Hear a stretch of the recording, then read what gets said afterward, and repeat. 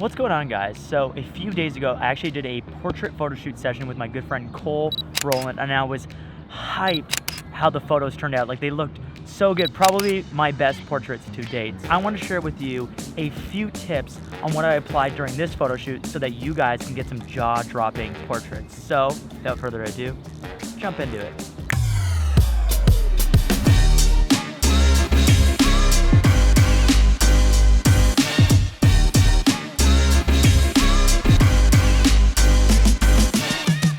Okay, tip number one is their facial expression, the actual feeling that they're trying to convey. So once you're working with your subject and you've kind of figured out if it's like a serious tone or a comedic tone or whatever the tone is for that photo, the biggest challenge that a lot of people have is that they like to hold a pose and it just doesn't feel genuine. They'll be like already that felt awkward. One of the things that I like to do is actually have somebody reset the feeling over and over again. So I'll be like, all right, like relax. So if they're gonna just smile, just be like, relax first, then go into smile. So like a tip would be like kind of like this. Reset. But make sure that it doesn't feel forced. Try to get a natural position. So if they're trying to get a certain type of shot, have them constantly like reset that. So if they're doing like a movement where they're standing, have them reset it multiple times, kind of like this. So if they're doing this pose, have them step into it. Go back, have them step into it. So constantly in motion for the entire photo shoot. All right, tip number two is be in constant communication with your talent. A lot of the times people aren't used to being in front of a camera. So if that's the case, you need to communicate what's happening. So if you're shooting photos that you actually really like, say that this is like, oh yeah, this is looking really good, or like this looks amazing, or like, woo! Like make them smile because they'll feel more confident in front of the camera because of that if you're more excited. And don't let there be like a bit of a lull, because that lull creates awkwardness and then you can actually read that in the body. So be in constant communication, being like, try this, or tilt your head up a little bit, or just kind of tell a little bit of a story so that they smile. So that constant communication is extremely important in capturing a genuine photo. So tip number three is body position. Now the whole kind of theme for this one is monkey see, monkey do. So a lot of the times people don't really know comfortable body positions and things that look good on camera. So they'll kind of just like do the normal, like some sort of class photo, and you're like, no, don't do the class photo, or like the, like that, yeah, that they need to be sitting on a chair if they're doing that photo. Definitely don't have them going like this. Essentially go on Instagram, find a bunch of different poses if you like, screenshot them or save them into some sort of like Pinterest mood board or something along those lines, and then bring them to either your male or female subject and show them different body positions so that they can replicate it. Monkey see, monkey do. Here's a quick pro tip. Everybody typically has a little bit of like bad posture because we work on computers, we like hunch over. So here's my little pro tip for you. This is the posture check where everybody can look a little bit better. So what you do is get everybody to bring their shoulders back, drop them, and then take a deep breath. And that helps kind of put them into a natural position. Everyone looks a little bit more confident, a little bit better. So that's your little pro tip on posture check. Okay, this one seems obvious, but make sure your photos are sharp. And the best way to make sure that your photos are sharp, if you're not using a tripod, is to make sure that your shutter speed is at least over your focal range. And what that means is, let's say you're shooting a 50 mil, make sure your shutter is at least 1/50. If you're using a 200 mil for your portrait shots, make sure at least your shutter speed is 1/200. If you really want to take it to the next level, then make sure you use a tripod. That way you have no jitter in your shot. So let's say you're shooting a low light situation like this photo here. I made sure I at least had a tripod in some capacity. So make sure your photos are sharp.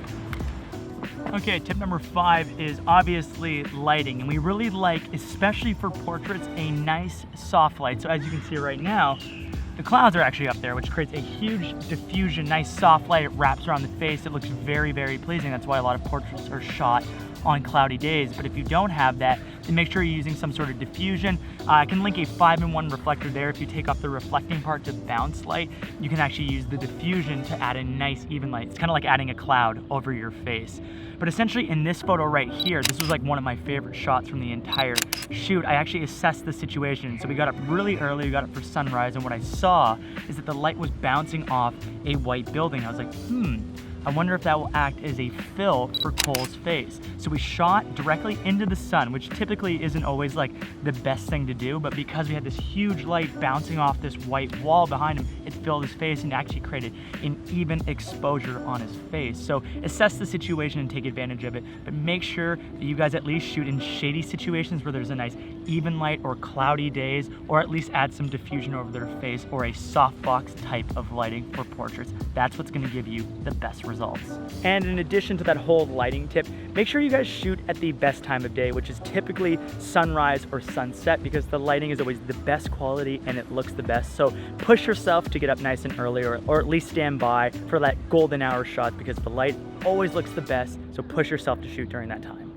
Okay, super obvious one, but really spend your time researching locations. So build a list of like locations, make sure you have like at least a top 4 options to go to.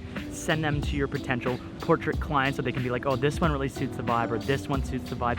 Make sure it's appropriate for the photo shoot. So if they're doing a business shot, we'll make sure it makes sense that they're in some sort of business-like location. They're not just in like a fun house or something like that, unless they're like a really fun subject or clown. Anyways, make sure you guys actually do some research on the locations. A quick little hot tip for that is actually look up the tourism board's Instagram page, and typically they'll geotag a bunch of locations. So go through the feed, find the locations that you like, and then jot them down into like a little note section, and then compile your final list of locations.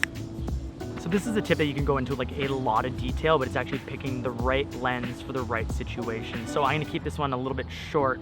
I like using a 35mm. This way you get a little bit of like the background and the location. It's not just compressed right on the subject. But let's say they just want headshots, something for like a LinkedIn profile, and use something like a 70mm or an 85mm. That's kind of known as like the portrait lens. And I also like using my 70-200 for those really high compression shots, but my absolute favorite is the 35mm for portraits.